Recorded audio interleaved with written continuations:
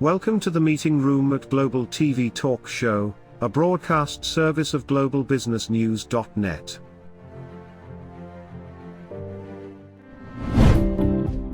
This episode from the meeting room of Global TV Talk Show is brought to you by The Bridge School, the accredited international online private school of choice, at bridgek12.org. Porch Light Rental and Destination Services. Reduce your renter lump sum or managed relocation costs.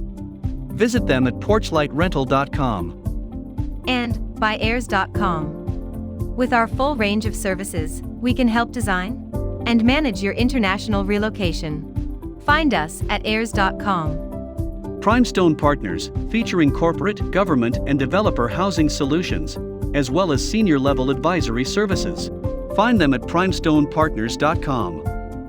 And by International Auto Source. We are the vehicle experts for expats, featuring all major brands of automobiles with flexible solutions and financing. On the web at intlauto.com. Become a global player in your field. Cross Culture to Go provides virtual support for your global business and career success. We can help you thrive in 140 plus countries and markets. On the web at crossculturetogo.com. This is Ed Cohen in San Diego, California. Today is August 6th. Our very special guest today is Stephen Howard in Mexico City and Daniel Färnstrand in Sweden. Welcome. Thank you very much. Thank you. Great. Stephen, how's it going today? Well, it's a little chilly in Mexico City today, despite the fact that we're in August, hence my heavier sweater today. That's almost hard to believe. I was talking with somebody in Cape Town, and they have temperatures in the Fahrenheit 30s, right? Which is crazy. Yeah, we're in the low 60s right now, or high 60s, okay. I should say, but that's still chilly for when the wind blows. Yeah, you Southern California blood. Exactly. I'm a desert rat, so that's good. I'm afraid when you talk Fahrenheit, I have no idea what you're talking about. I only do centigrade, so it sounds kind of maybe low. I don't know, but living in Sweden, the summer lasts for about 10 minutes, and sometimes it's full of mosquitoes anyway. So it's probably worse for me, but it's okay. Yeah, okay. Weeks of hot. So here in San Diego, we've had dense fog overnight. So I'm right by the Pacific here, and across the street from Seaport Village, and it's all white, it's a fog. They say the sun's going to come out and be about 80 degrees, which is about 30. Awesome. About. That's nice. Yeah. Okay, so we're going to be what are we talking about today? Trust?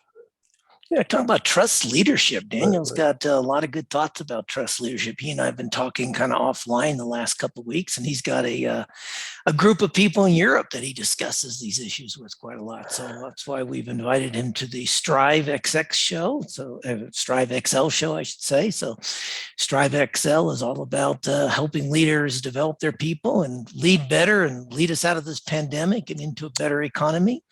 And so, so that's what we want to talk about, trust leadership.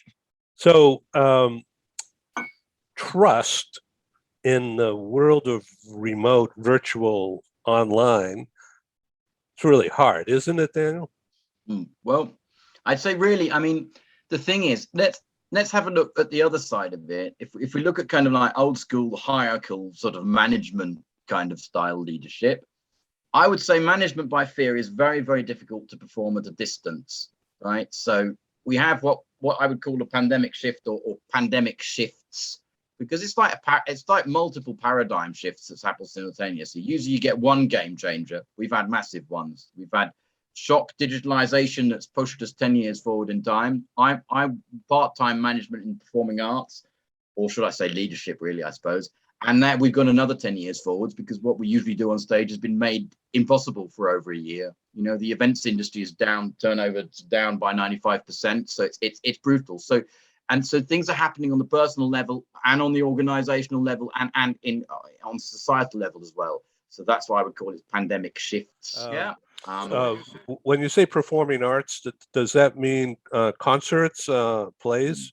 Well, yes, that's theatre and dance in my world. It used to be rock and roll and business events that I basically did the kind of event management side of and technical coordination and stuff. So it's risk analysis and risk management. And the thing with that is, of course, I'm used to it, but not on the level on the pandemic level where I've had to replan gigs maybe 5 times and they still haven't emerged onto the stage.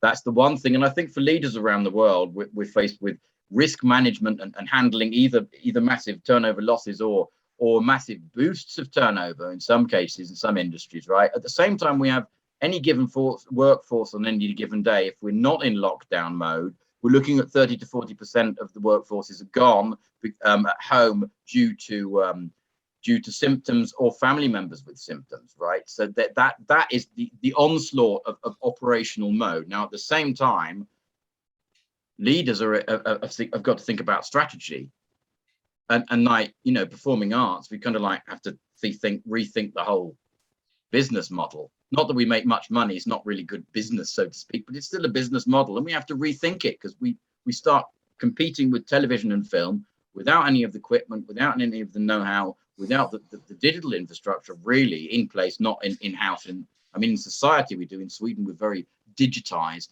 You know, we have a very high spread of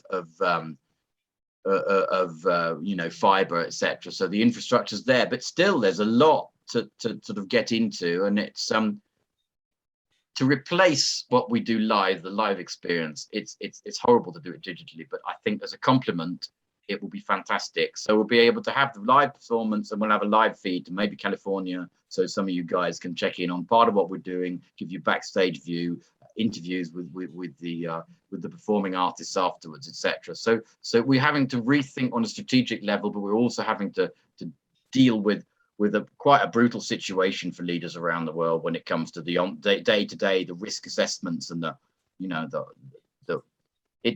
and on the personal level as well, where, you know, we're struggling. We haven't seen some of our loved ones for over a year, and there's personal loss, and that's why it's difficult. But I suppose they say no pain, no gain, and at the same time, it's very developing now. And I would say that, I mean, I've lived what they traditionally called trust-based leadership. I've basically lived that since 2014, but I would call it sustainable leadership. I'm going to ask Daniel to elaborate a bit on that. First, Ed, is so trust-based leadership or modern leadership, whatever you want to call it. What do you think are the primary elements of a trust-based leadership? Very good question. I think one of the main elements is communication, as with any leadership or any management. I mean, you can't do anything without communicating, you know, I mean, in leadership or management. But I think when it comes to a sustainable perspective to leadership, you need transparency. We've talked about that, Stephen, you know, the transparency thing. You have to be open about what's going on.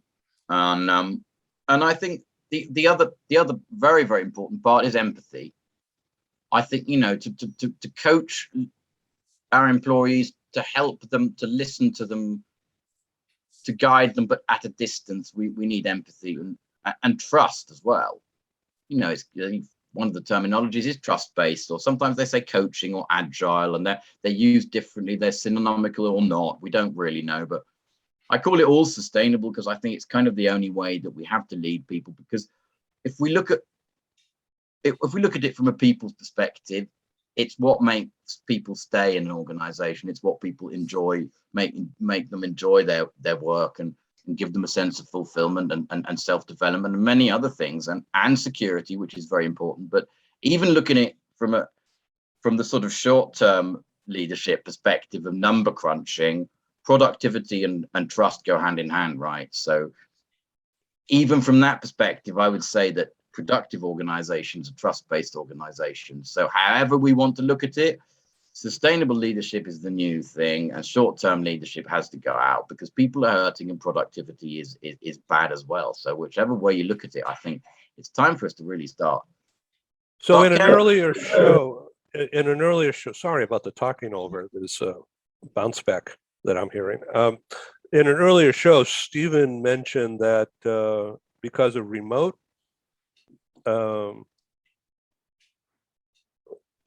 the workers are afraid they're not going to get promoted because they're not next to in person the boss, and the boss only sees results rather than have a relationship during when the work is being performed down the hall. Is that, well, Stephen, did I missay that, or? No, it's partly that. It's in addition to the relationship, but the boss gets to see the effort when you're co-located, and this is not just working from home. I've been dealing with people in the oil and gas industry for the last few years, where a lot of people in Houston had direct reports in Bangalore, India, and Bogota, Colombia, and over in Europe as well. So I think there is a fear of some employees that if I'm working remote, or if I choose to work remote, I might get looked over either for promotions or even for good job opportunities. When the juicy jobs come along, I might get overlooked. What do you think, Daniel? Well, I mean, I think that FOMO leads to MOMO anyway. Fear of missing out leads to more missing out. And fear in general is bad. But I can understand that if everyone else is at work and by the coffee machine and laughing at the boss's jokes and you're not, well, that might be a problem. But I mean, in the pandemic, it's not really a problem because everyone's been out as much as possible. And public organizations have even shut the doors, and I have written permission to go in. Still is the case in Sweden now, We're not out of it yet, and we probably won't be for another 5-6 years, and we will have up and downs. We'll have the new medication coming out, and new vaccines and new waves of. We don't know what it's going to be like, but it's not going to be as probably as bad as the first. We at least hope that. But so no, when everyone's out of the office, that's okay. I suppose it's a different perspective. I think leaders have to look at from the right perspective. It's like what Richard Branson said, that you don't put customers or clients first, you put your employees first, and then they take care of the customers for you. It's kind of like part of the same. It's measuring trust and relationships between employees and customers, for example. So, it's not just about how you interact with your boss, right? It's about how you interact with your clients, your customers. That's the important part of it. And how we analyze this, I don't know. I mean, for me, I find it quite easy to see how well and smoothly projects run if we manage to onboard the right team and give them the right resources in terms of information and budgets and all the kind of stuff they need to really be able to do a job more independently. And then we can watch and we see how the projects are going from a bit of a distance, but we're always there checking in every now and again. You can kind of see how things are going. I don't think we need continuous proximity for that. Every now and again, yes. I mean, I'll make a point to not be in the office that often, but when I am in, I'm by the coffee machine, so I'm open for people to actually chat in a relaxed environment. So I won't be shut in a room. I won't be in front of my computer because I do that the rest of the time, kind of thing, So I think we can find. I think that's a leadership thing that we have to have a look at. How do we analyze performance? How do we measure it? What do we value? And that's part of sustainable leadership, is a sustainable way of seeing performance, which isn't, you can't measure everything in numbers. In fact, I think we should be measuring a lot less in numbers, because what can make sense in the short term perspective is absolutely awful in the long term.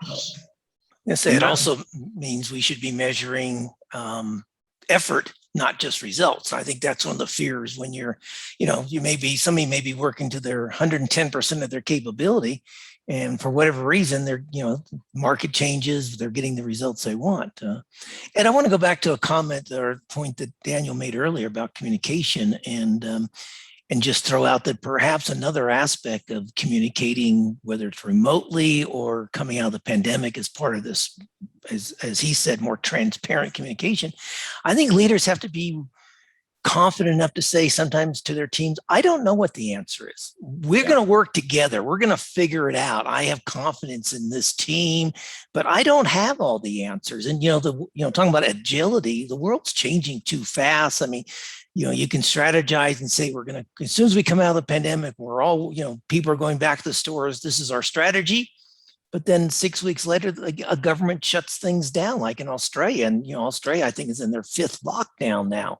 So I would suggest that part of that communication is being willing to say, I don't have all the answers. Let's work together to find out the answers. Well, it's being human, isn't it? We're not always right. We don't always have the answers to everything. And it's just, I think if you look at what is the core of leadership? For me, it's setting a good example. Okay. Right. And setting a good example is not always trying to be right. It's admitting we're wrong. It's trying to learn continuously and to really, for me, and my whole new business, which is leadership coaching and keynoting, is all based on collective intelligence. I don't have very many pieces of the jigsaw puzzle, really, but together it becomes quite a powerful thing, And that's the same thing in organizations. And we don't know more than our employees. We hopefully we draft the right people. They're experts. They know more than us on the subject matter, and they still don't know everything. So we want to be able to learn from them. I mean, I learn from employees on a daily basis, and that's wonderful. I mean, it doesn't threaten me, but I think we do, apart from setting a good example, we kind of have to have our own self-esteem sorted out and our own self-confidence, because in one way it is a threat to lose control, but we shouldn't be control freaking anyway, because if we're control freaking, we're losing power out of the bigger picture, which is strategy, where no one else is doing, really. Got a board of directors somewhere, they're doing it in a quite a distant way. So we are, the head leaders of organizations. We're in strategic command, and yet we find very little time. We prioritize it very little because we're in control freak mode quite a lot of the time, and firefighter mode, as Anna Liebel, who we both know, has some brilliant points to make on a daily basis. She calls it firefighter mode. It's that we cannot be putting out those fires as leaders, because we miss the bigger picture of strategy and keeping our eye on the line on the horizon. And as you also say, Stephen, that line can change, right? We know that the past few years have taught us that, if nothing else. Absolutely. So it's a mindset thing, isn't it, really? It's about just being a person, dropping that prestige and showing ourselves to be vulnerable. I mean, I'm very open about my shortcomings, and that doesn't make me less powerful. I would say it probably gains more respect, actually. So first of all, I really liked what you said about standing by the water cooler or the coffee machine as open door policy. I think that's terrific. But coming back to your role within the performing arts business, aren't you dealing with? You probably have a hardcore group, but aren't you dealing with a lot of gig workers, right? Coming and going? Yeah, especially back in the day when I used to tour. I had, we had 50 stage hands a day that were new on site, right? And we had a production that was going to be up for between 5,000 and 15,000 people, usually Swedish national tours of that size audience, between 5 and 15. And we just have to make it to the gig. And touring means that the technical equipment gets shaken around every night in the trucks. So we always have some soldering iron that needs to be get to something, or some kind of minor panic situation. It's very interesting, because I think that's probably where I started to sort of testing leadership out in practice. It's kind of like a bit of a battlefield. You need all your equipment sorted out, and it's quite a hard sort of way of doing it, because as freelancers, you get sacked and you get replaced by the next day if you're not the best at what you do. But it's also an adrenaline kick. But yes, that is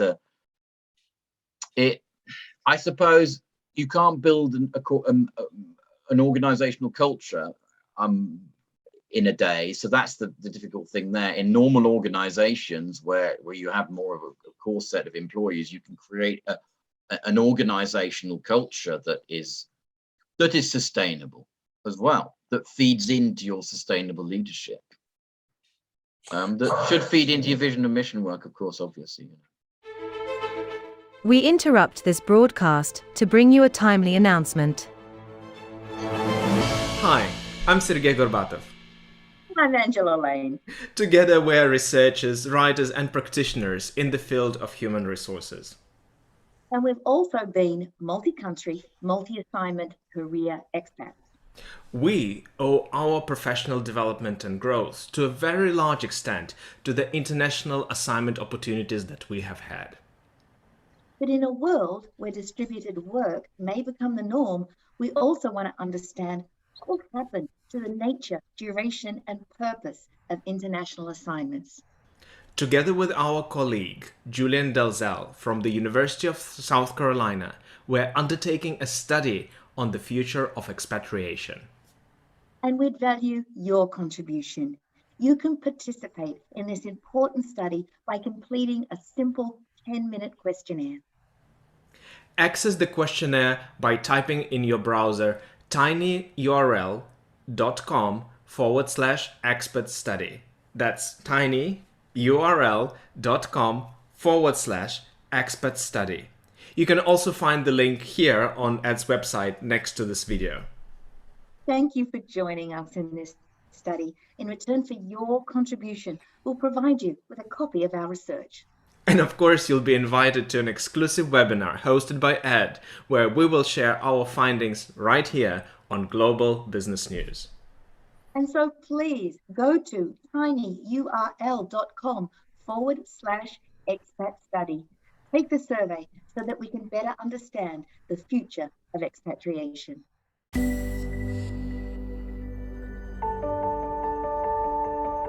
Something that's really neat is that the Bridge School partners with various organizations to provide learning for their students.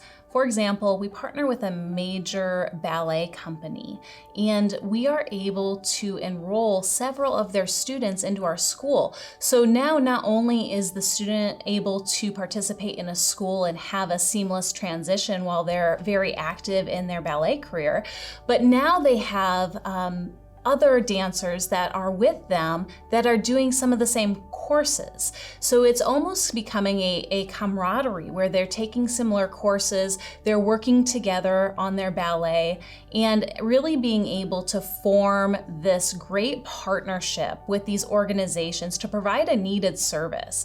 A lot of times there are student athletes who will spend hours and hours at the gym or at the basketball courts, wherever it is. And if they're attending a traditional school, they're in school from 8 to 3. They get a quick snack, and then they're at the gym for 3 to 4 hours in the evening. Coming to us and having that partnership, they're able to break that up throughout the day. They can have a morning practice, get some schooling in, have an afternoon practice, finish their schooling in the evening.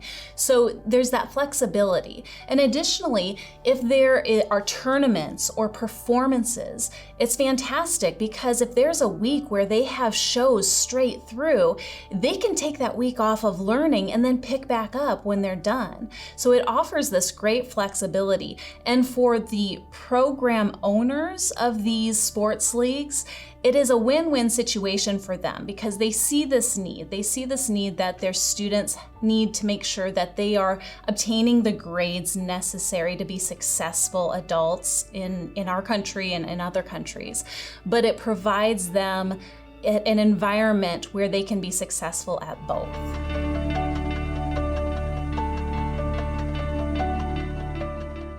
One of the movies I really like that I saw in the past couple of years, I guess it was on TV, but was the movie that was the story of Elton John. I forget the name of it. Yeah, and Rocket Man or something. Wasn't it? Yeah, Rocket right. Yeah. And then the other one from the year before was about the Who.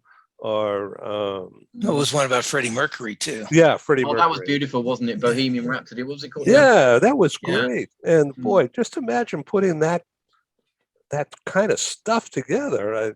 It boggles my mind. So when I was a very young man, I was in the movie theater business, not my business, but I worked for a family-owned company that owned a lot of movie theaters. And so we got to be involved on the periphery. I was just a kid. I was a reviewer at the time of Woodstock, to give you an idea. And so, Wow. yeah, I was booking college cinemas and drive-ins. So we saw all the movies, and so you learn about what the tastes are. You learn about how the artists, actors, and the gig workers, microphone people, the script writers, whatever, they just come and go. Spielberg's got a mountain of work to do each time. I don't know how they do it, but they do it. But it's the same kind of thing as what you're talking about, I think. But I think something that's hit me, because I have one foot in the cultural sector and one foot in business, and I have, I've had a company. I'm into. I think it's maybe my fourth company or something. I run one on, as I say, on the side, and that's my new main thing, or will be relatively soon. But what I can see is that we have so much in common, entrepreneurs and cultural, creators, and that is that basically the entire fuel in the tank is creativity. In both cases, it's drive, and creativity, and quite a lot of grit. So that's it, I think, and that can unite us. And it's quite fascinating to see that we have quite a lot in common, and yet it's quite separate. It's quite separated.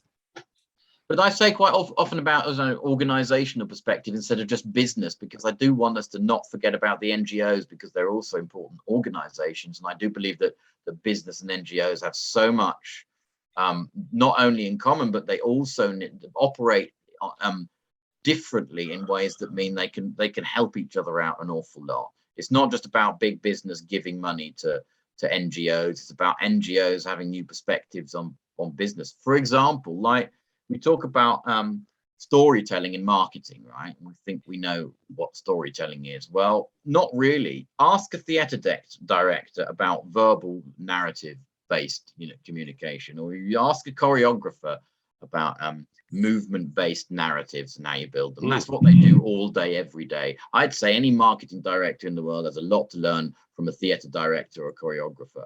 So choreographer means how you come across, how your body language expresses something. How you dance it. Yeah, basically the dance, the direction of dance. That's interesting. I never thought of that. And that's the movement part, and then the verbal part, and in between non-verbal communication, which is of course a large part of both, But it's like they have the keys to a magical kingdom that big business can't really imagine until they've experienced it. I'd say if you really want to know storytelling, getting one of those guys, because that's what they do all day, every day. So the portrayal of they bring together the visual, sound, setting. Stephen, is that making sense? Yeah, it is. It's a part of your brand message, I would suggest, if you orchestrate it properly, structure it properly, because every aspect of, when I was in marketing, I had a philosophy, or I guess I still do, that said, if it touches the customer, it's a marketing issue. And everything, your statements touch the customer. And I was at Citibank, and I revamped the statements because, the way they did not portray the Citibank brand as we wanted to. It was kind of old school, old IBM 1960, 70 technology. And we're talking the 1990s, and we wanted to look fresh and modern and hip and everything. And so we revamped everything from the way the branches looked to the way the statements looked. Yeah. But I think it's quite often we land in that very inclusive way of seeing marketing, where the minute someone answers the phone or whatever they do, or the visit to the website, or someone talking to someone, on the bus on the way to work and mentioning where they were, I would say it's all marketing, and it has to be, yeah. And it's becoming more important in today's world, because we're seeing people getting fired from their jobs for what they post on social media personally, or being asked to take down posts. I read the other day of a principal in Dallas metropolitan area. There were pictures of him kissing his wife on the beach and some semi-erotic posing on the beach. But they're married and they were celebrating, I think, their 15th wedding anniversary or 17th wedding anniversary or something.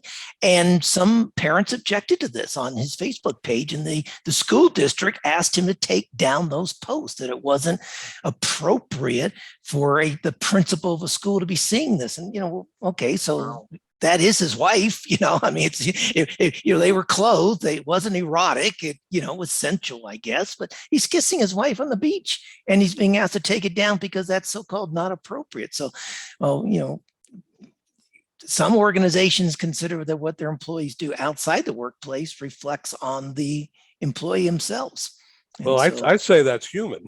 Yeah, no kidding. And I think wholesome. Yeah. And if you want to think weird stuff about it, then that person's weird. Yeah, that's why the United States is such a divided country and everything. But let me flip this 180 though, because the thoughts been running in my mind as this dialogue's been going on. But Ed, we've now talked to Daniel in Sweden. We talked yesterday to Paco in Mexico City. We talked to Payman in Iran a few months ago. And I believe the lady Elizabeth from IBM said the same, but all four have talked about the importance of empathy. And so as a new leader, so this is coming from just different discussions with different individuals. We're not prompting it, but boy, this is just like fireworks going off in my head saying this is becoming a common theme of people who are thinking about how leadership needs to evolve. I don't want to say change, but evolve. And everyone, or not everyone, but a lot of people are now talking about empathy. So I think, so I'm going to ask Daniel just to flip that. Your focus obviously has been in Sweden. Your experience with trust leadership has been in, or trust-based leadership, I should say, has been. Have you talked to other people around the world? Do you see trust-based leadership as something also happening globally or within other parts of Europe, or is this a Sweden phenomenon so far? Well, I don't know enough about. I wouldn't say I know enough about the rest of the world and the trust-based leadership aspect to really say. I can see that in England and probably also the US then, was after our discussions, that it's not a big thing. It's like in England, I know many big businesses were panicking because they couldn't control their employees because they had to work from home. But what we were seeing is that you don't have to control them because they don't work enough. You have to control them because they work too much. So you're right, it's the other way around. You have to be a more responsible employer. You don't have to stand there with the whip. It's not that. But I think so. What I will say about Sweden is, although we say we practice it, and it's basically the thing, any leader will say, yes, I practice trust-based leadership. They will say, or agile or whatever. I'd like to call it sustainable because I think it's good, because it's okay. Call it sustainable. Yeah, let's start it now, right? But I'd say it's a classical 80-20. There's probably only 20% of us that actually practice it in Sweden today, and Sweden's a quite sort of liberal, progressive society. So there's far to come. And I mean, for me, really, it comes back. If I was to define success, I wouldn't define it in terms of power or money. I'd define it in terms of this, right? Basically, one side of the world and of us is intellect. And that's what we do in the realm of business a lot, analysis and all that. But what's this? This is relationships. This is empathy. Basically, we quite often, it's like this. So in the realm of culture, we're only on the empathy side of it, and we don't usually use the analytical tools that much. In business, we're on the other side. What's my definition of success? I call it sustainable success. Is this. Both of them together. That's the only way we can really truly make it as people, as parents, as friends, as leaders, as politicians, as whatever we want to be. If we're leaders or we're followers or whatever, because we're all leaders and followers in multiple situations going on continuously, right? That's sustainable success. Both sides of it have to be intertwined. Most people deal with one or the other. That's it. That's success for me. I call it, that's, you know. That's just, it would be sustainable if we could ever achieved it. Or for those who do achieve it, will be sustainable.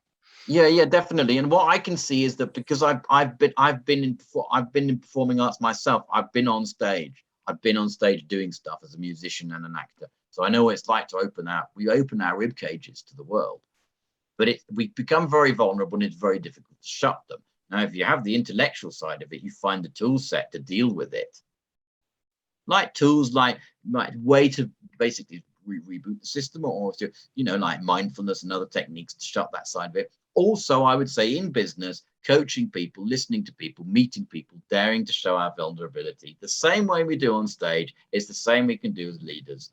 That's why I'm so into sustainable leadership, because I come from the other side. I've got both sides of it. So I kind of like, I know what I'm talking about when I say it's awesome. And to meet people in that way, and to create organizational culture that is truly sustainable, and leadership and success. And that's basically, I see no other way forward. So Stephen, thanks for putting this together. Yeah, no, it's great. And I just had a train of thought there about the sustainable success there. Let me get my thought back, because I just lost it. But no, this has been a you know, what our goal is, an engaging conversation, some new ideas. And, you know, Daniel used that phrase, collective intelligence. I mean, we talked the other day about this article that came out in Fast Company about the cult leadership ending, and it wasn't so much about the personalities. It's going back to what Daniel talked about, the hierarchical nature of organization. There's just, decisions are too complex these days, and they need to be made too quickly, and we have to pivot too quickly. And no one at the top really is going to be, or very few people, I should say, at the top going to be able to make these kind of decisions themselves. They're going to have to get the input from the first line leaders and the mid-level leaders and the senior leaders, and really see what's happening out there, and that collective intelligence of pulling people together, pulling outsiders in as well. I think you're going to see a lot more of that gig type work. You know, it's what's sometimes referred to as the Hollywood style of where, you know, you're going to do a film, you bring in a director, you bring in a producer, you bring in some actors, you bring in the stage hands of the film people, you make the movie, and then everyone disbands. And maybe 2 years later, you decide to make a new movie, and you bring some of the same people back, you bring other people back in, and you make another movie. And so I think you're going to see a lot of organizations relying on bringing that outside talent in. Partly because a lot of people don't want to work 9 to 5 and 5 days a week these days, or 100 hours a week, as we saw on Wall Street earlier this year. So no, great dialogue, great discussion, some great ideas. Very interesting. Yeah. I learned a lot from you, Daniel, today about the choreography idea and expression. It makes total sense. It's like a no-brainer once you see that. Interestingly, I was in another conversation yesterday, and the guy was talking about improv, and he teaches improv leadership, or leadership of improv styles. And he was part of the what's it called, Chicago Second City or something at one time. And he's in Chicago, and he has quite a great reputation as an on-stage improv comedian. But he teaches improv skills to not necessarily humor skills, but improv skills to leaders, for them to be able to facilitate. And I looked at that yesterday and said, well, that's what a good facilitator does. Good facilitator listens, is agile, is flexible. You don't know what's going to happen in the classroom, and you have to adapt, and you can't just say, no, I'm not taking that question. Here's my next slide. It doesn't work. But at the same time, it's not new. We're not making it up as going along when we're improvising. I mean, most leaders, we've done a walk and talk of the premises, or we've done, you know, presentations about so many times. We've got a repertoire of stuff. We pick stuff.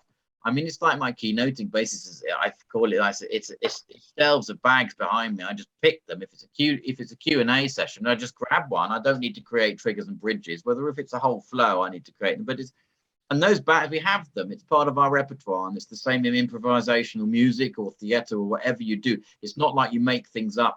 It's triggered. You're open for the triggers. You grab a bag you already have. You maybe grab 3, sling them together. Maybe interact with other bags from other people. But it's not new. It's not making it up as we go along, just because it's not rehearsed and scripted in that sense. There's a script up here, just like most conversations end up being. You've had engaging conversations with leaders for years.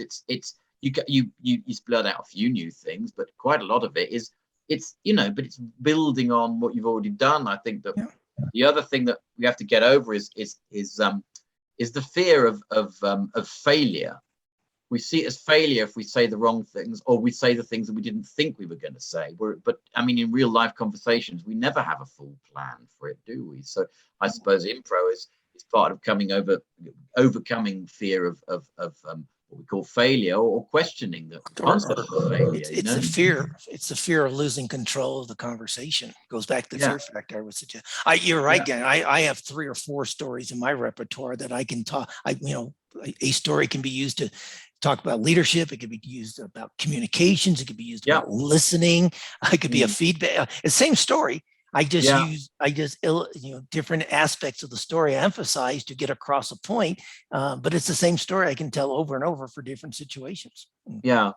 And that's it. I mean, I noticed that at the moment on LinkedIn, the conversations I'm engaged in, I get mentally clickbaited by some things, and I have a few people who know exactly when to hashtag me. And Anna Lieber's probably the one who hashtags me the most. She knows exactly when I have to comment. That's really interesting.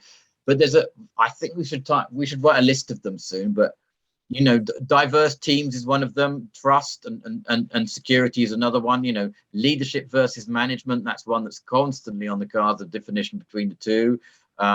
Pandemic as a catalyst of change, and the post-pandemic era, or that's another one. I think about 10 or 15 of them that we circle around constantly. Quite a few of us out there, like the gang from that live in where we first met, Stephen, back in, I think it was June or whatever. That there's quite a lot.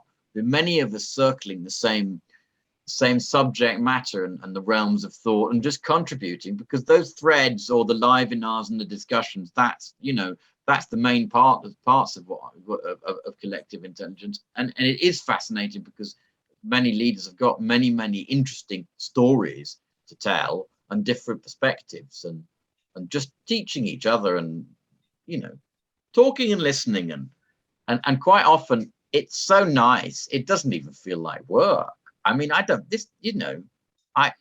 it's just so enjoyable to be learning and on a daily basis, and also laughing. Once again, I think our guest needs to write a book, and you have 15 or 16 of these ideas, pull them together. That's 15 or 16 chapters, a little introduction, a little outro, and you got yourself a nice nonfiction book. So I think once again, we're going to stimulate one of our guests to becoming an author here pretty soon. Well, as it happens, there is an anthology about trust-based leadership coming out next year, which I'm kind of editing, and I'm pulling a gang together as we speak. I've got about 8 or 9. It's going to be different aspects of sustainable leadership.